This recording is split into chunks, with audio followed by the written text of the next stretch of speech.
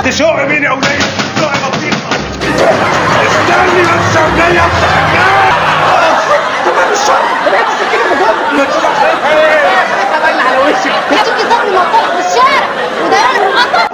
اهبل جوريالك طفحان القوتة عشان يجيب لي صحيح. اللي عامله له طبق كشري مش عايز يدفعه منها. خلاص يا ست نوال ابوس ايدك. ايه يا مسعود؟ في ايه؟ انت بتبوس ايد مراتي قدامها يا مسعود؟ اختك يعني ايه برضه مش فاهم ده حاجة؟ لا انتوا اخوات. احنا على الخناقه دي ملخبطه قوي، مش عارف مين بيتخانق مع مين، احنا وقفنا فين؟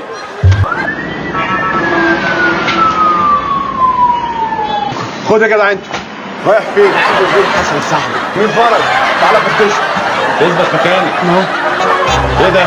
سندوتشين كبده. كبده. اثبت. حاضر.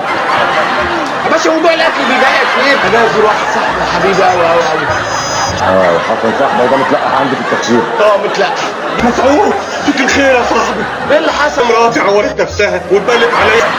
اقول لك احنا مراتي وابوها اقنعهم ان هم يجوا يتنازلوا. راجل شراني وانا عارفه.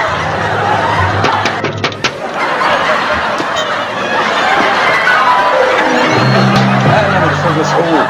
شفت صاحبك النادي عمل ايه مع بنتي في الخناقه؟ لقاه قاعد على الكرسي. البيوت ياما فيها مشاكل، عايزين نلم الموضوع. البنت وشها باص يا راجل. انا لازم اوريها لك. يا نوال! يا نوال! تعالى يا بنت، قربي من الاستاذ عشان يشوف وشك. ده غير البواني بقى والدماغه اللي في مناخيرها. وراكي يابا. لا تشهب المطرف وركها يا استاذ مسعود. وريني وركك يا بنت. لا يا نوال، لا تقول كده يا معلم، عايزين نلم الدور الله يخليك. انت عايز بقى صاحبك النادي دوت ما يتحبسش ونخرجه ونتلاشى، يدفع مصاريف المستشفى 20,000. بص انا هقول لك من الاخر 1600 جنيه. يلا امشي.